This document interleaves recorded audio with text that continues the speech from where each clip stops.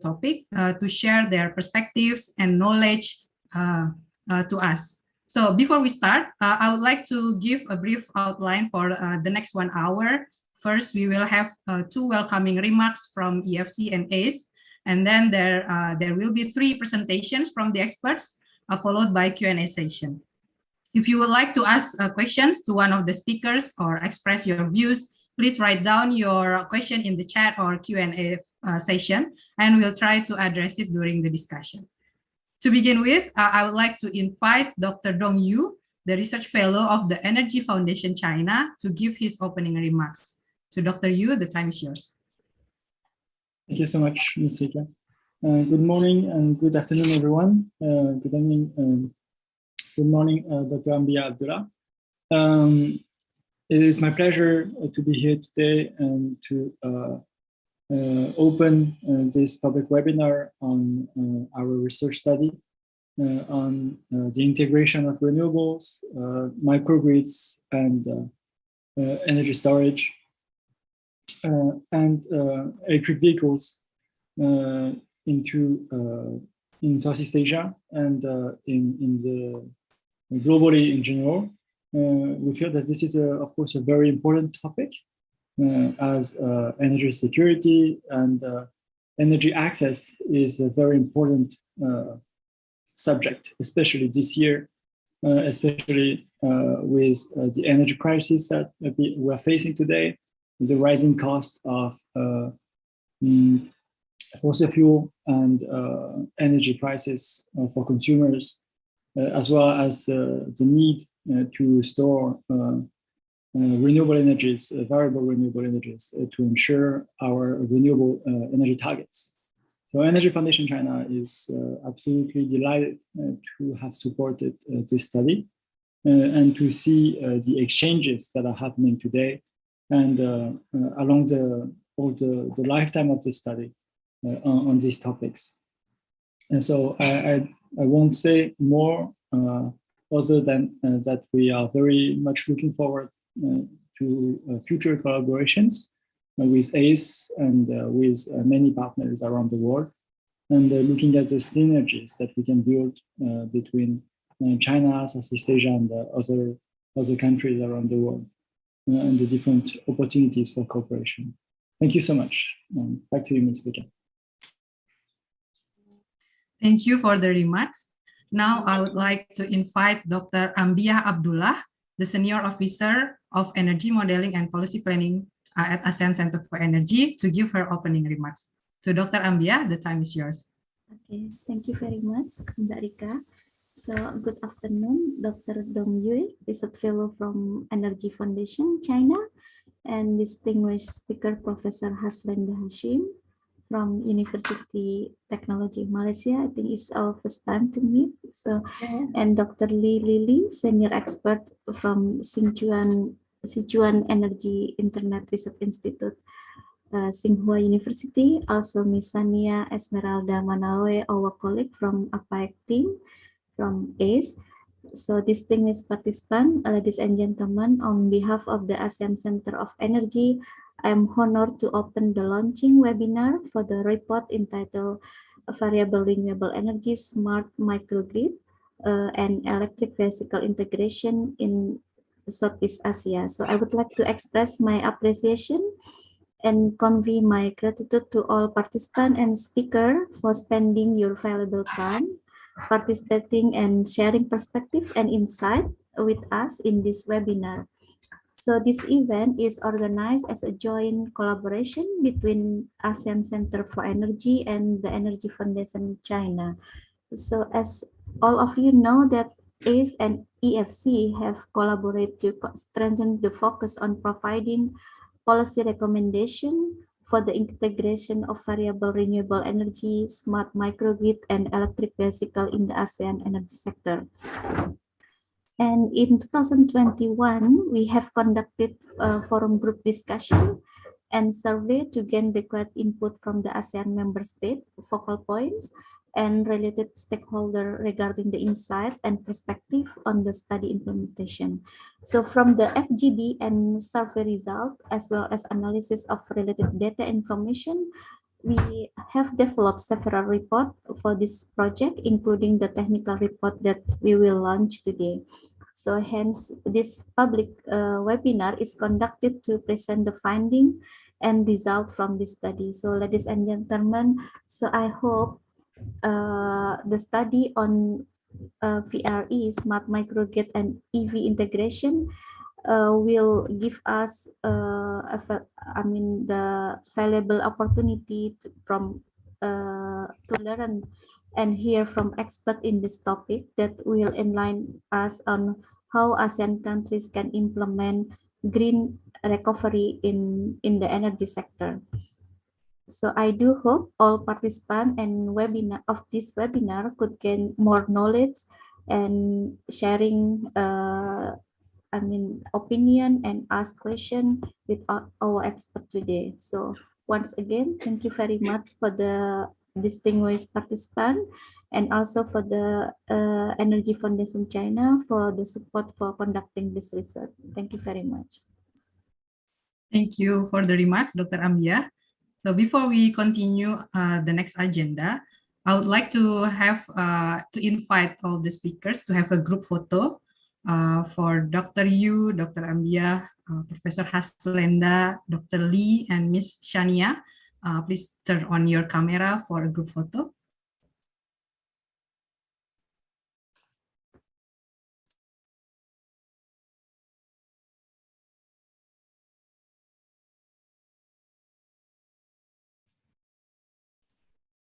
Okay, we will take the photo. Miss Silvira, would you please guide us? In 3, 2, 1, smile. Okay, once more. In 3, 2, 1, smile. Thank you very much. All right, thank you very much. We will now proceed to the next agenda. So, as you know, this webinar is an event to launch our latest report entitled Variable Renewable Energy, Smart Microgrid and Electric Vehicle in Southeast Asia. This report provides detailed explanations on the integration, the potential integration between these three concepts. And hopefully, this publication could assist ASEAN in developing or kickstart a smart microgrid project in each country. So this report has been published in its website, where you can download it for free through this link shown in the screen, and also my colleague already sent it in the chat. So now let us hear the findings of this report directly from one of its authors, Professor Haslenda Hashim. She is a chair or Dean of Resource Sustainability Research Alliance from University Technology Malaysia. She specializes in supply-demand energy modeling and optimization and energy efficiency and conservation. She has been providing energy-related training and technical consultancy services to the industries and the governments. So to Professor Haslenda, the time is yours. You have 20 minutes to present. Thank you. All right.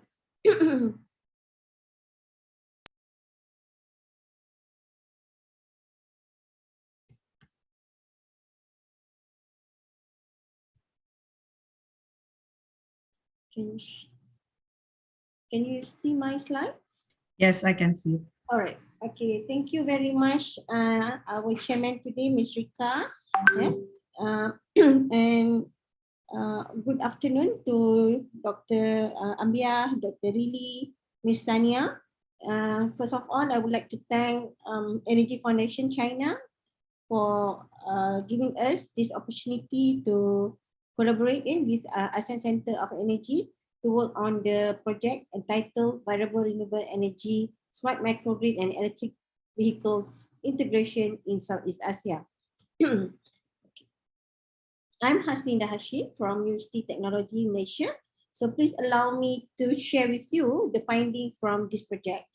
So in this report, the main objective that have been done is to perform techno-economic for VRE microgrid EV implementation in selected ASEAN member state. Yeah, and then we also presented a few technical case studies and analysis involving VRE microgrid EV implementation in the selected electricity systems.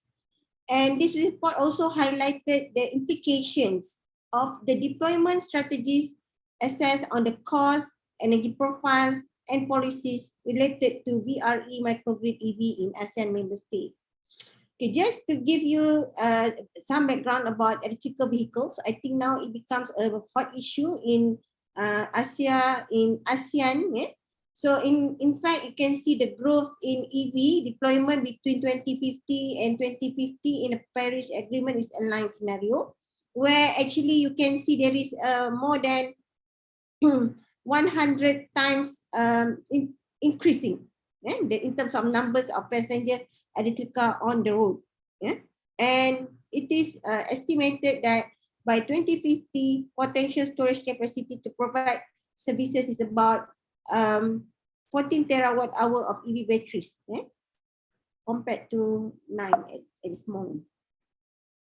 Okay, so however, there are an issue concerning the EV implementation. So this is basically the issue. One is about purchase cost, maintenance cost, charging time, charging infrastructure, and so on. So mostly it's about cost. So actually the most of the people are very concerned about the cost of EV and the maintenance cost as well as the charging infrastructure.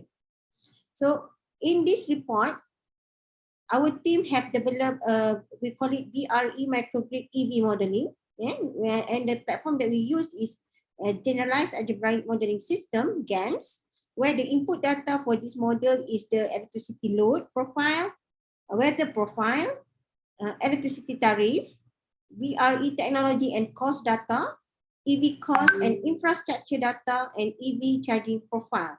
Okay, the model is a microgrid optimization model where actually from this model we'll be able to determine the optimal microgrid skills, optimal electricity scheduling, and optimal EV and V2G profile.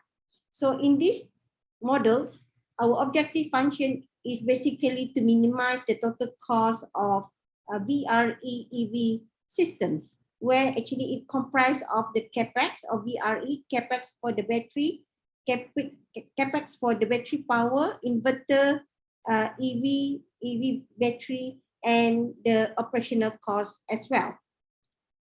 All right, so just to share with you the case study that have been done. Okay, we actually taking two profiles. One is for Malaysia and another one is for Thailand. So this is actually based on the solar irradiation profile for 24 hours. Yeah, so it seems similar because we are in the same climate. All right, and in terms of input data, yeah.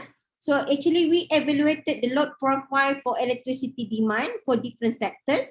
One is for residential, second is commercial, and the third one is industrial. So this is taken from the literature by Musma in 2005. And actually not only him, but a few publications.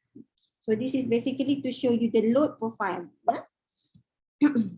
And in terms of driving profile for a single work, okay, this is the profile that has been taken and input into the model with the average distance is about 25 kilometers from home to a workplace, and the charging of vehicle is only allowed when a vehicle is available at home, and vehicle to grid is assumed to be operated during working hours.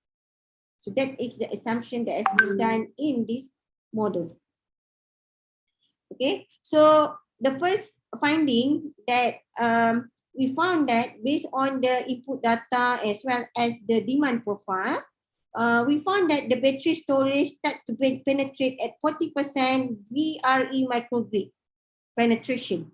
Okay, so and based on the average cost of electricity generation, we found that this is basically to show you the tariff. for electricity in Malaysia and in Thailand. So actually in terms of electricity tariff, Thailand is more expensive than in Malaysia. And it shows that the competitive scheme for grid and solar battery happen, okay, up to 50% BRE microgrid penetration, because this is lower than the tariff for Malaysia. And for Thailand, it can go up to 60% penetration. So the finding is with the assumption that the cost does not consider the grid transmission, and the solar will be installed on the rooftop. So there is no cost in terms of land use and transmission cost. So, so this is the finding. Okay, let me continue. And this is the result for EV battery state of charging for the case of electricity and EV charging demand fulfillment with and without V2G contributions. Okay, so this is for profile number 1 for Malaysia, without and with V2G. And this is the profile for Thailand, without V2G and without V2G and with V2G. So the result that we can highlight from this analysis is the utilization of battery will be double with V2G penetration. Yeah? And 62%, okay, I think this is the minimum number, 62% minimum in terms of state of charging still available. So what does it mean? So it means that we can reduce the number of cars and increase the utilizations of the battery, because 62% is still available. Or in different way, we can also increase number of cars, and in terms of utilization rate will be reduced for the battery, and therefore we will be able to retain the lifespan of the battery. Okay, and this is the load demand pattern for the case of electricity and EV charging demand fulfillment with and without V2G contribution for residential, commercial, and industry. So the main result that we can highlight is V2G could reduce the size of the solar system because it will be used to supply the electricity at the peak demand. V2G will be used to supply the electricity at peak demand, and therefore it will be reduce the size of the solar systems. Okay. In terms of system costs, so it found that the V2G will be able to reduce the system cost because the size of the solar system will be reduced. So this is something that I think is something interesting to highlight, because V2G will be able to reduce the penetrations of renewable energy. Yeah.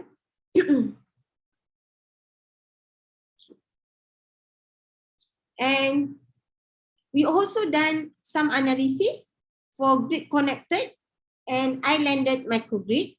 Okay. So basically for grid connected, the grid will be used as a backup system, while islanded is off-grid systems. And this is the data that we have used in this analysis for solar irradiation, average wind speed, and this is for the commercial load profile. And I think this is not surprising. We found that the islanded required bigger size of battery to sustain the whole system. So this is basically to show you the size of the battery from wind, and this is the size of the battery from solar to fulfill the demand of commercial demand. Yeah? So to power up islanded BRE microgrid, 30% of the electricity demand needs to be supplied by battery energy storage. And therefore, due to dependency on the storage, the islanded mode will increase the total cost up to 79%. So this is the something that I would like to highlight also our finding from this report that has been featured in the Jakarta Post. Okay, so as a summary, solar and wind is promising to penetrate the current grid share, provided with the competitive tariff given to support its production. So the finding shows that EVs have large enough battery capacity for peak curtailment of the grid-connected microgrid. V2G will be able to reduce system costs and reduce solar capacity. Okay, electrical vehicle can also provide stabilization for islanded microgrid that rely on VRE, and coupling electricity generation from solar, wind and battery energy storage mode could help in realizing islanded VRE microgrid configuration. However, for islanded microgrid case, vehicle battery cannot fully replace the requirement of microgrid energy storage due to versatility of renewable energy that is impossible to match vehicle time of charge and availability of renewable energy. Thus, the standalone battery energy storage system is still required. So I think that's all my sharing for today, and I'm very happy if you have any question to ask, and I also would like to encourage you to go through to our report, and if you have any question, please feel free to contact us. Thank you, and I would like to pass to Rika. Thank you, Professor Haslenda, for your brief presentation. We noted that about the V2G concept and potential financial framework with competitive tariffs, because one of the main challenge in VRE penetration and EV implementation is the cost, and V2G is able to reduce the system costs because the size of the solar systems will be reduced. Thank you, Professor Haslenda. We will go back to you during Q&A session. Now, I would like to invite our next speaker, Dr. Li Lili, to present about the findings of his research on the VGI target and roadmap in China. He is currently the Deputy Director of Department of New Energy Vehicle and Energy Storage, Sichuan Energy Internet Research Institute, Tsinghua University. He has mainly engaged in research of strategies and policies in the fields of charging infrastructure of EVs and vehicle and grid integration, or VGI. He received his bachelor degree and PhD degrees in electrical engineering from Tsinghua University in China. So without further ado, let us welcome Dr. Li Lili.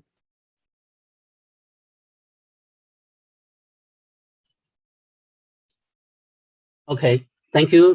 Thank you very much. Thank you, Ms. Rika, for your kind introduction. Can you see my screen now? Yes, I can see it, but it's not full in the full screen. Okay. I will share my screen again. Okay, can you see it now? Yes, I can see it now. Thank you. Okay. Good afternoon, everyone. And it's nice to have this chance to share some findings from our group's research on the VGI target and the roadmap in China. And also it's very nice to hear Professor Haixin introduce their very interesting findings in their research. I really hope that today we can have some very interesting discussion about this topic in this seminar.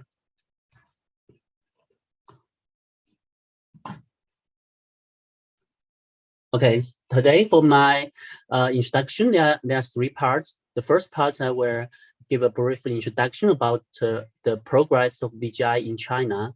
And second, I will introduce the scenario development of VGI potential in China. The research also sponsored by the Energy Foundation China. And the third is our recommendations for the VGI roadmap in China.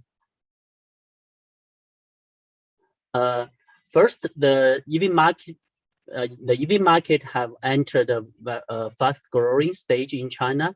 In last year, in China, there are more than 3.1 million electric vehicles are sold in China increased about 150%, and the market penetration has reached to 20.4%.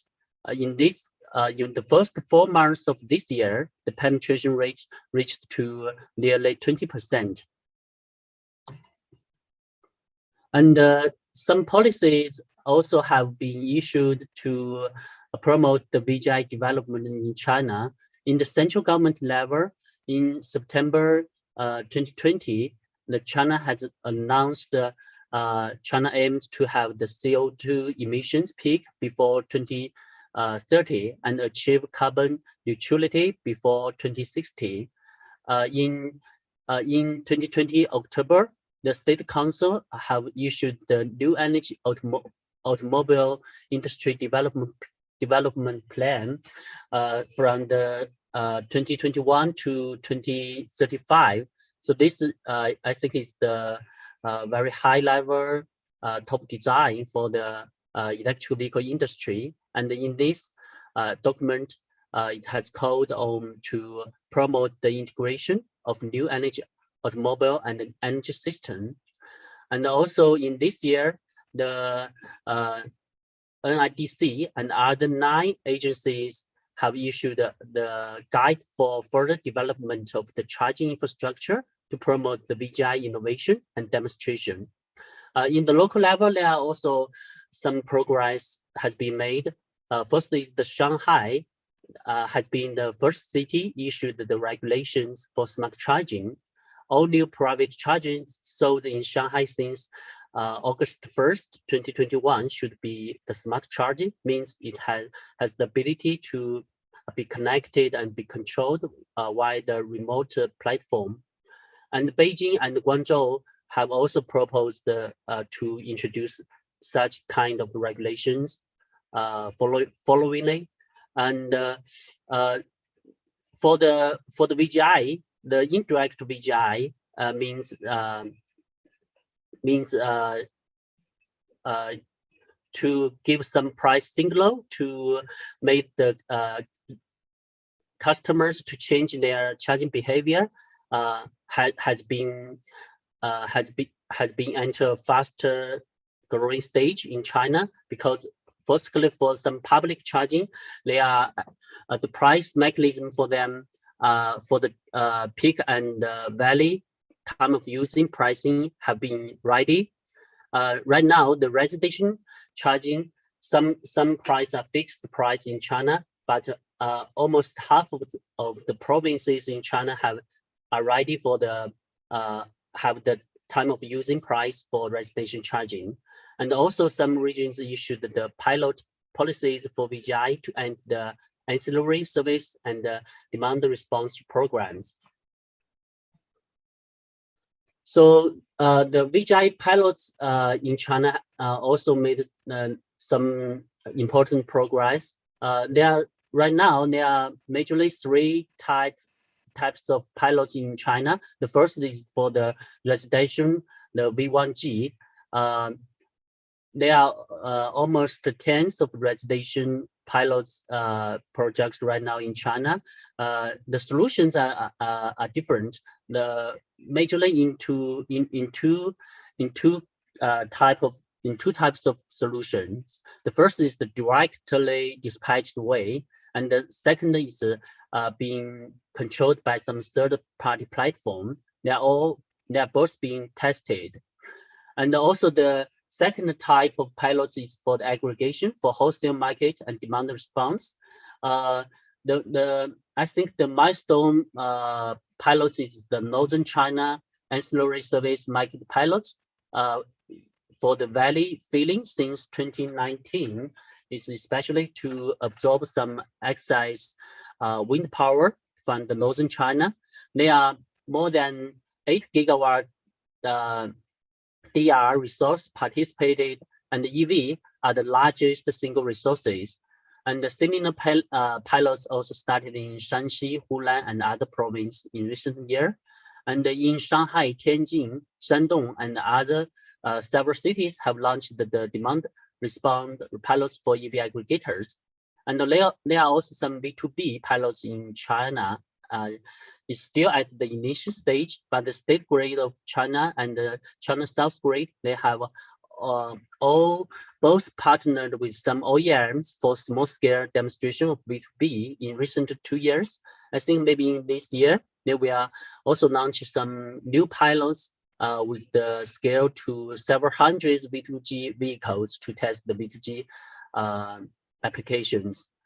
So there are some findings. The first is that we find the residential smart charging technically feasible, but more work on regulations on the chargers and on the sister solutions involving the grid company, customers, and third-party platform need to be further done. And the aggregations of EV for demand response and grid ancillary sub-market are feasible, but still need to solve the stability and accuracy problems to participate in more markets at larger scale. And the V2G are still at the early stage. The V2B technical and commercial feasibility for DC type of V2G are commercial feasible, but however, right now the DC V2G need to add a DC charger, bidirectional charger. This is kind of expensive, but for the AC V2G, there are still lack of supporting standards, and also some customers have worried about the impacts of V2G on the battery life.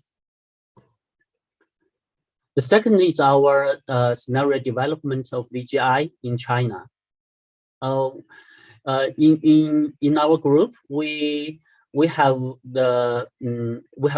established a VGI modeling framework. So this framework is based on the EV and charging market forecaster input from our other modeling output, and using this EV stock and the charging characteristics and the EV AC stock, we have some key parameters of application of VGI scenarios based for the home charging, the workplace charging, the fleet charging, and also public charging. We have kind of their share of smart chargers, share of V2G chargers, and also the plug-in rates of each type of chargers. And for the public charging, we also simulate the impact by the storage and also the capacity and the share of the public station with the storage. And then we use the VGI strategy for smart charging, the V2G, and also for the automatic load management strategy for the charging station. Then we can get some output about the impact on the peaking demand, the VEG flexibility, also V2G, and the storage, the bidirectional flexibility, and its ability to replace the coal-fired power. So this modeling, we use the input.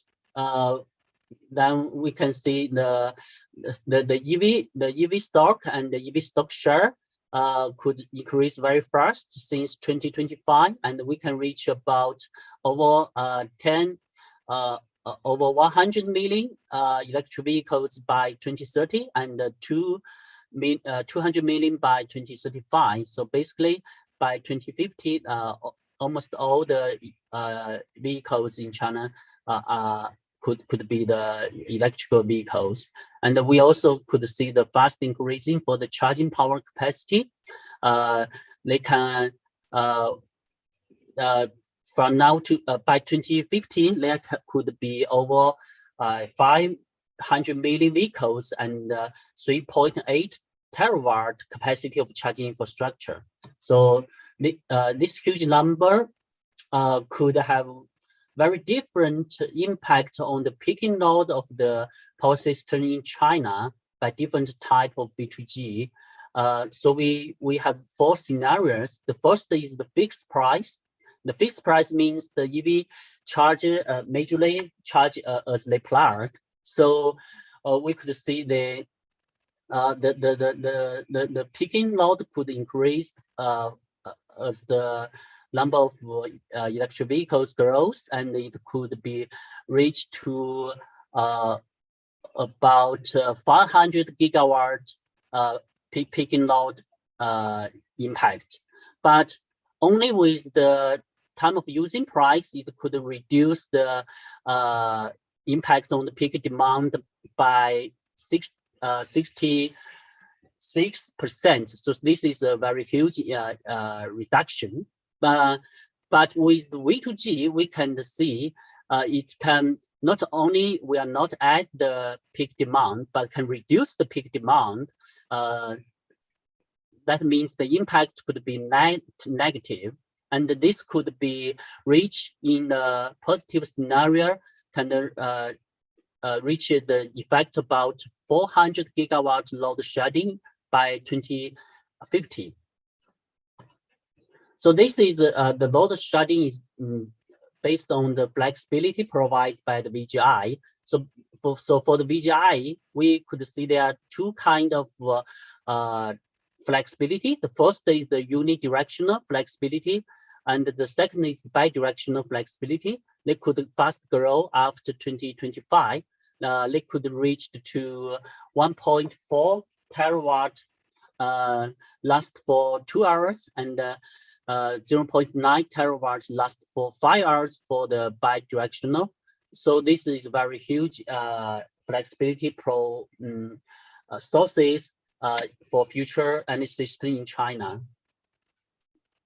So we have some recommendations for VGI roadmap in China, because we could see majorly the electric vehicle stock could grow very fast since 2025. So basically, in the next 10 years is the very important window time for China to make the preparation for the large-scale VGI deployment. So we see the commercialization of VGI should learn from China's successful experience in other kind of infrastructure and industry evolution. The first is we see from the communication industry and the network industry, internet industries for the FTTH.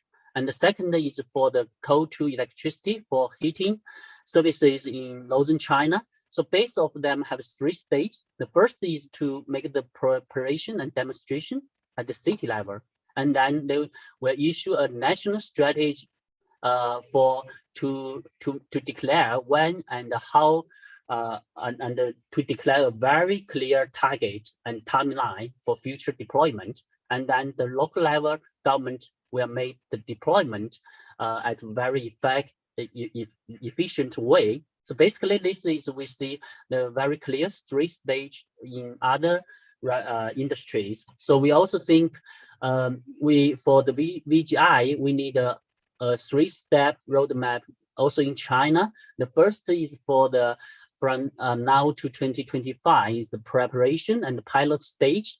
We could, I think the very urgent needs is the regulations on the smart charging and the fully proper promotion of the time of using price for private charging, and also accelerate the research and development and the standards development for the end-to-end direct VEG and the V2G system solution. And also need to launch the largest scale direct VEG and the V2G pilots in mega cities with proper incentives. They also made some regulations on the products and warranties. Also, some pricing mechanisms and market design need to be ready for the V2G and the VGI participation. And basically, we hope if everything goes well, we could set a national strategy at around 2025. And then in the next 5 years, we can have a very rapid promotion of VGI in the next 5 years. So basically, our target is to try to, by 2030, then the VGI could be fully readied and the infrastructure could be fully developed and promoted. So this is our basically this is all our funding, major fundings in our research, and very look forward to accelerate the transition to a 100% renewable future with the VGI to reduce the cost and enhance the efficiency with all the colleagues from the Asian regions. And thank you. Thank you very much, Dr. Lee, for your sharing. I noted that in your simulation, in your research, like applying time of use or TOU price and V2G could reduce the impact of EV on the system peaking load. So therefore, regulations on smart charging and fully promotion of TOU price for private charging are necessary. Thank you very much. And I would like to reiterate again, and for all participants who wish to ask questions to Dr. Lee or any other speaker, please type your question in the chat or Q&A panels. Now let's move on to our last speaker, Ms. Shania Esmeralda Manalo, to present about the updates on electric vehicles ASEAN region. She is an associate officer of the ASEAN Plan of Action for Energy Cooperation at ACE. She performs research on energy efficiency prevention policies and measures in the transport sector. She holds a bachelor's degree in international and European law and a master's degree in energy and climate law from the University of Groningen, Netherlands. Please, Ms. Shania, the time is yours. Yes, thank you very much, Ms. Rika, for your kind introduction. Ladies and gentlemen, today on behalf of ACE, I would like to give you all a quick updates on EV in the ASEAN region. We can have the next slide, please. Yes, so as shown on the screen, this is the outline of my presentation. So let's just directly jump into it. Next slide, please.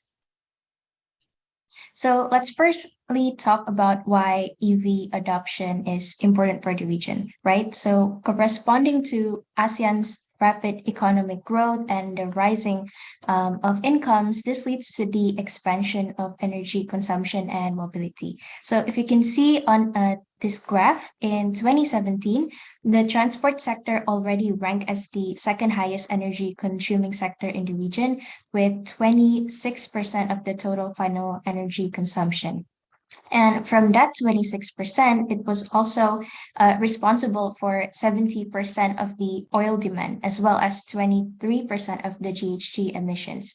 And by 2040, with no policy intervention, the transport sector is expected to even increase to 37.1% with 76% of oil demand. If we can have the next slide. Thank you. So now, as shown on the left graph, most energy consumption for transport sector comes from the road vehicle.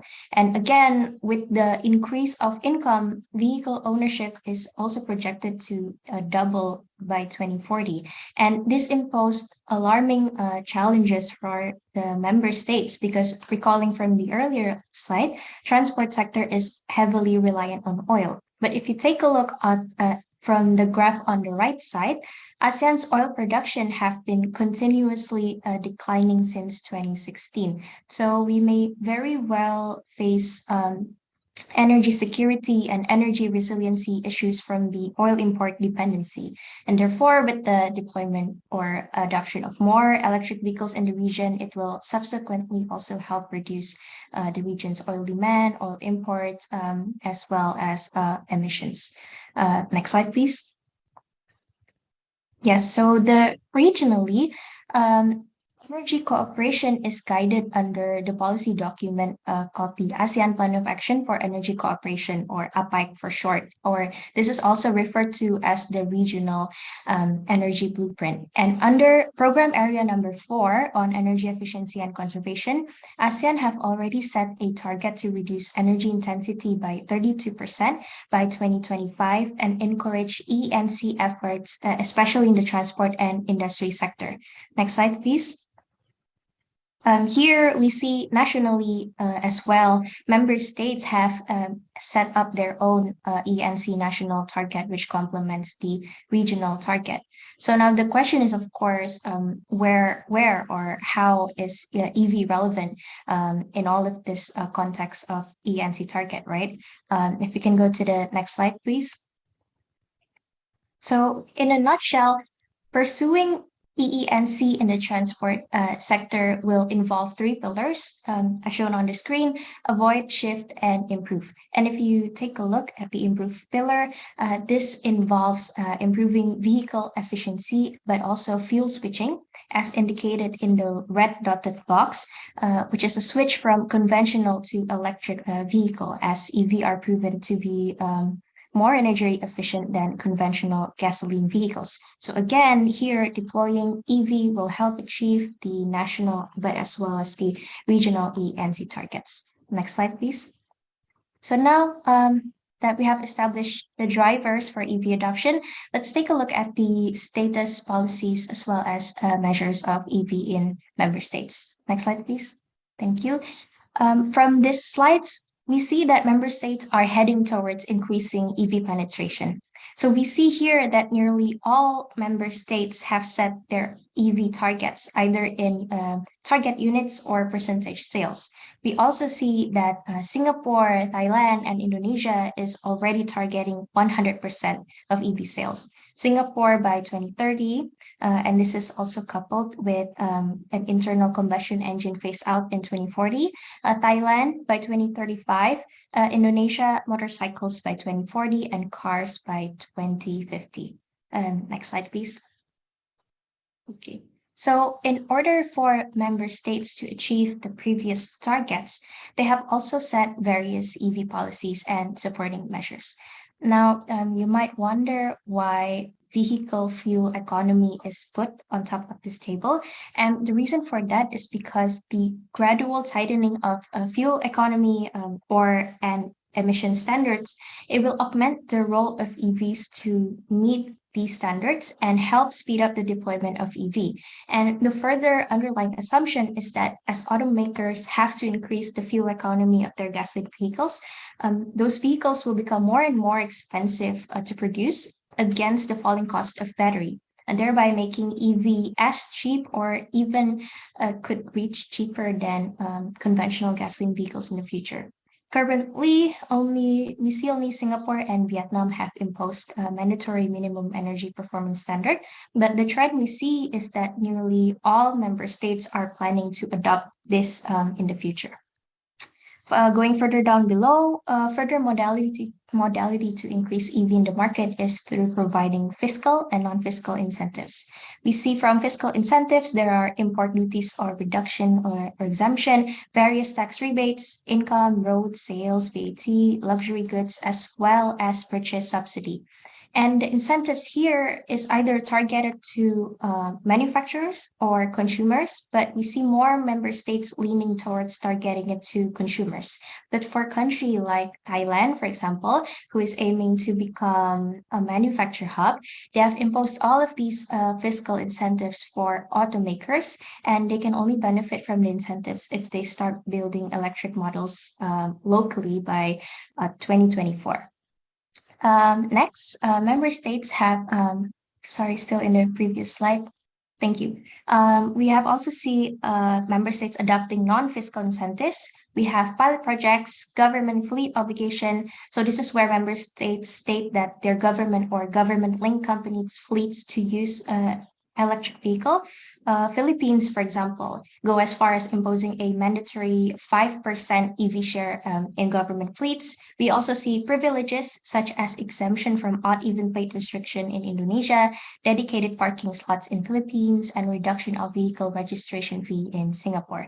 And we also finally see research and development in EV, such as training program in Brunei, My Car project in Malaysia, which is R&D to explore possibilities of manufacturing EV locally under 50,000 ringgit, and also National EV Center in Singapore.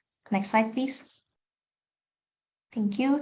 So aside from the incentives to push EV deployment, One of the most underlying key driver for consumers to switch to EV is the availability of sufficient infrastructure, or it's commonly referred to as the chicken and egg problem, right? Of which comes first or should comes first.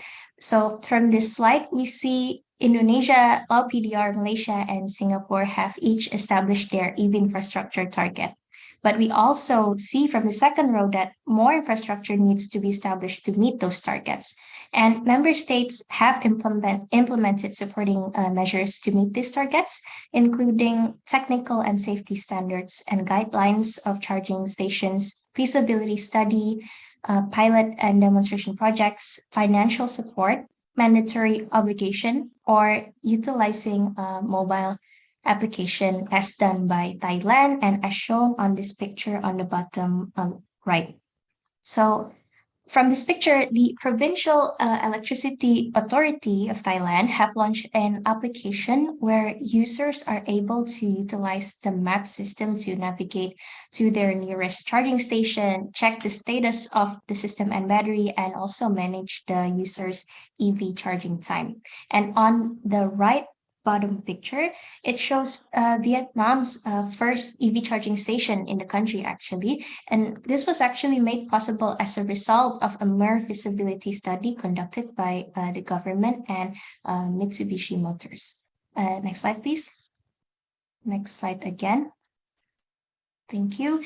So in all, the challenges for EV deployment in ASEAN can be boiled down to three things. First, is solving how to roll out proper supporting policies and regulations that provides benefits not only to consumers, but to producers as well, mitigate investment risks, ease entry barriers for newcomers, and establishing technology partnership. Second is how to provide adequate, convenient, affordable, but also publicly accessible infrastructure.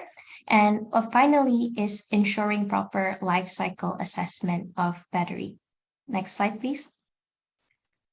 So this is the final slide and also the final key takeaways from my presentation today. So as ASEAN face economic growth, rising of incomes, industrialization, and urbanization, this will always be followed by expansion of energy system and also the increasing of mobility.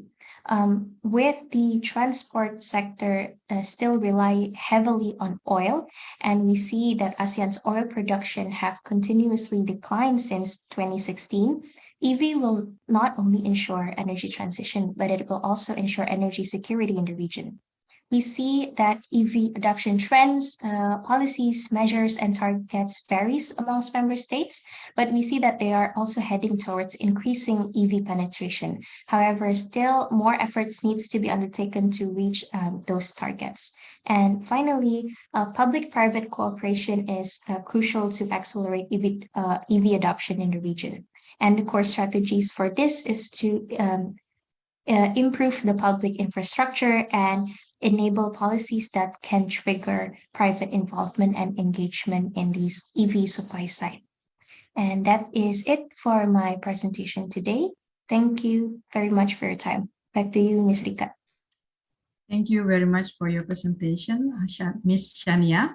I noted that all IMS have established their national energy efficiency conservation targets, with most of them also stated specific policies on transportation sector. With the adoption of electric vehicle is one of the approaches, along with biofuel, public transport, and fuel economy. So now I would like to invite all three speakers into the discussion session. Professor Haslenda, Dr. Lee, and Ms. Shania to turn on your camera. And for all participants, if you have any questions, interventions, express your views, you may type it in the chat or Q&A panels. So now we get the question from the audience.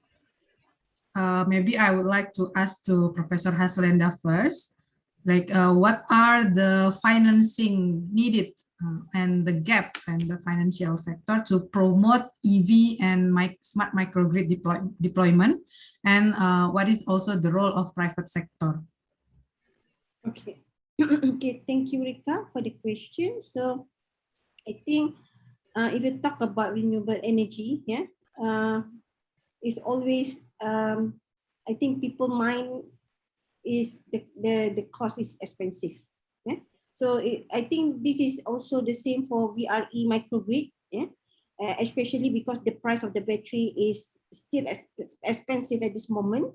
So the financial support from the ministry is really needed, yeah, to make it happen. Yeah, but hopefully, based on the learning curve, the cost of the battery will be reduced by 50% in 2030. So by that time, then the subsidy can be reduced from time to time. So that is basically the support that is needed in order to make this happen in ASEAN member state. On top of that, the policy is also required, yeah?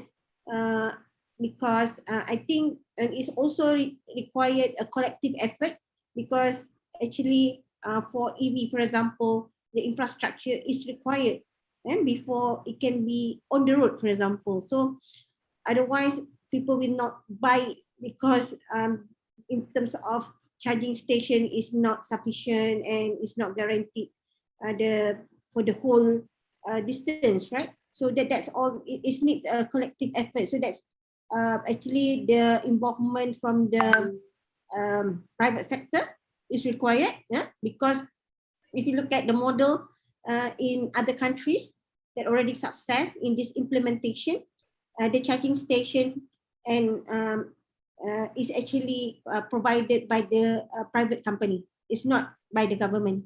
And based on the charge, I mean the cost that pay is basically the return to the private company. So again, is actually required collective effort from ministry, from private sector, and also from the community to make it happen.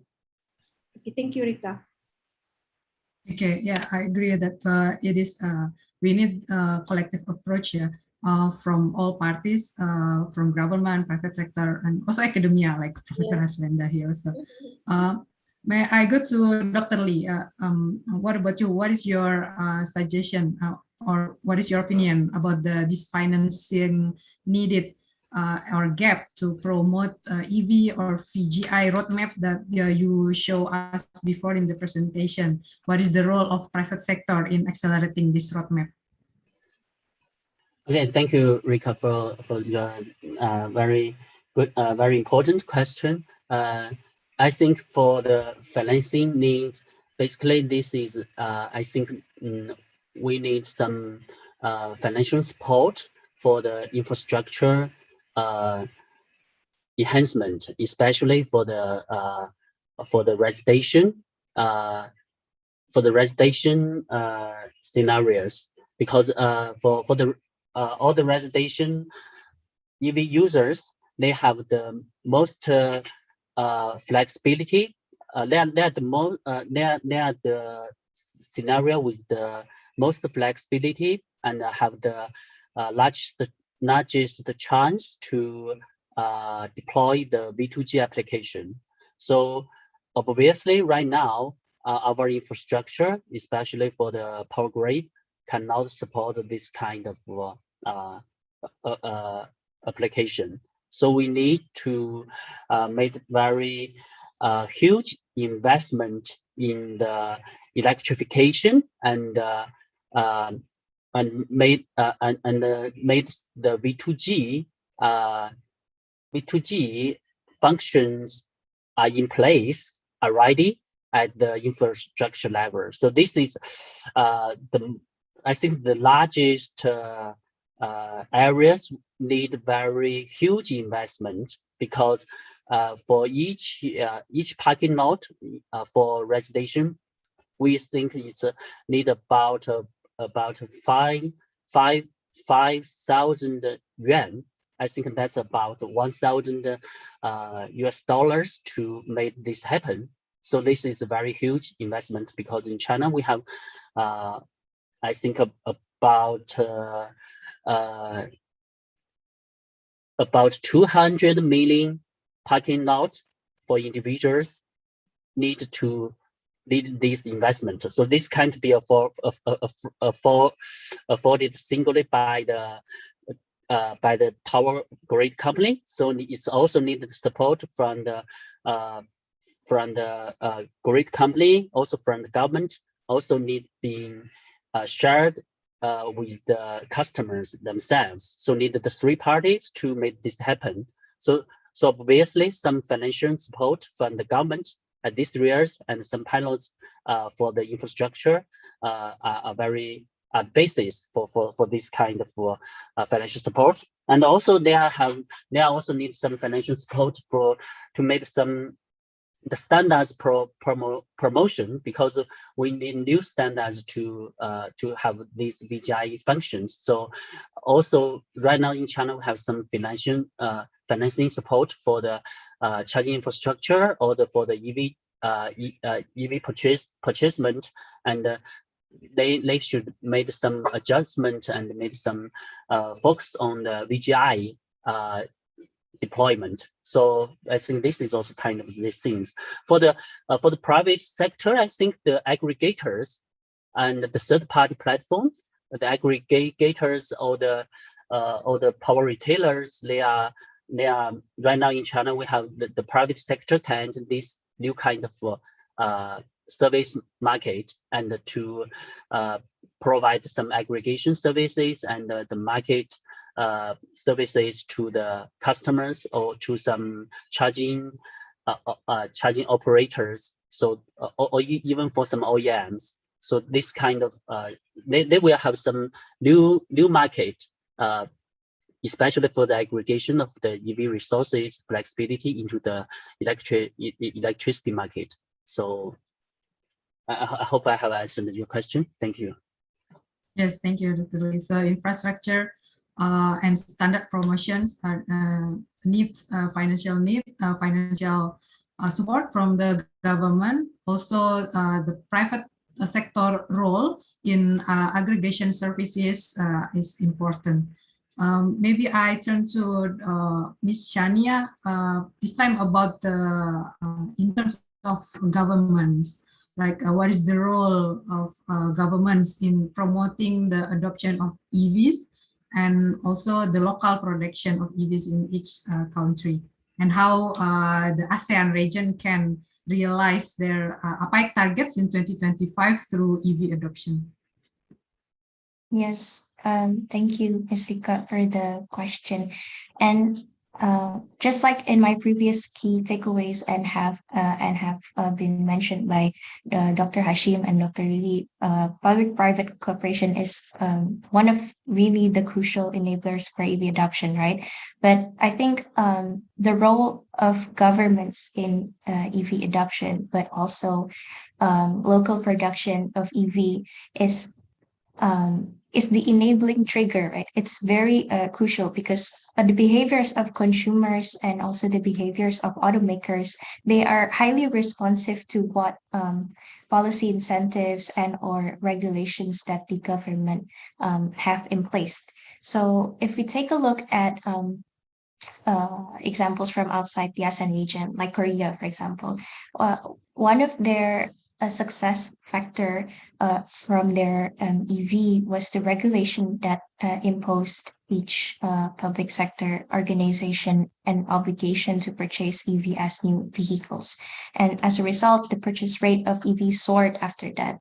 And we're not also talking limited to policies and regulations, but it's also the government measures as well. Taking example from Indonesia, for example, Indonesia's measure where government-owned companies have established their first ever local EV battery company or factory. And I think this is also the first local battery factory in Southeast Asia. And in turn, what is expected is it will, of course, stimulate the development of EV ecosystem and supply chain in the country, but also in the region. So In all, smart policies and smart measures from the government that benefits consumers and producers will, of course, generally speed up the EV adoption as well as local production. But again, the emphasis is, of course, cooperation between public and private. But still, government is the enabling trigger for that cooperation. And you talk about attaining the regional 32% target for energy intensity reduction in the region. And as presented earlier during my presentation, this target is not limited to one sector, right? So noting that transport is the second biggest consuming sector and it's likely to keep growing, the ENC opportunities is really significant there and it's relatively untapped. And I think if you remember from the 3 core strategies, the avoid, shift, improve, most research shows that EV can convert over 80% of the electrical energy from the grid to power at the wheels, while conventional gasoline vehicles only convert about 10 to 30. So it has been proven that EV is more energy efficient than gasoline vehicles. So it can definitely help attain the 32% regional target. Hope that answers your questions. Thank you very much, Ms. Shania. So maybe my last question, due to the time limitation, my last question to between the 2 variable renewable energy, solar and wind, which energy source that is more economical for vehicle to grid integration and why? Also related to one question here from the audience, is there a potential having energy generation, especially in Malaysia, taking into account the geography and the wind inconsistency?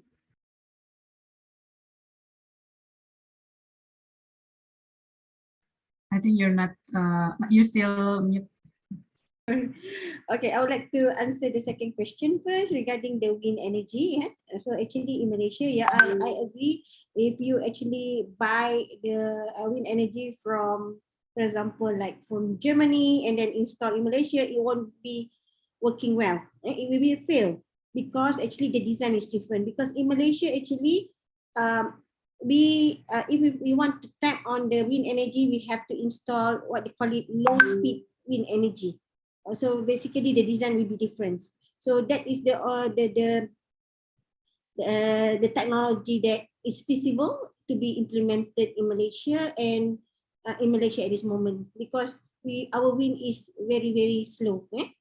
That's the first question. And the second question you asked regarding wind and solar, which one you will opt for the implementation of EV VRE, microgrid. So my answer is if I would like to recommend, if for example the country have both types of energy, actually the best is actually to integrate both, because actually wind will be available for 24 hours, but solar only available probably not even 1/4 of the whole day. Yeah. So actually to integrate these 2 types of renewable energy, it will be complement each other.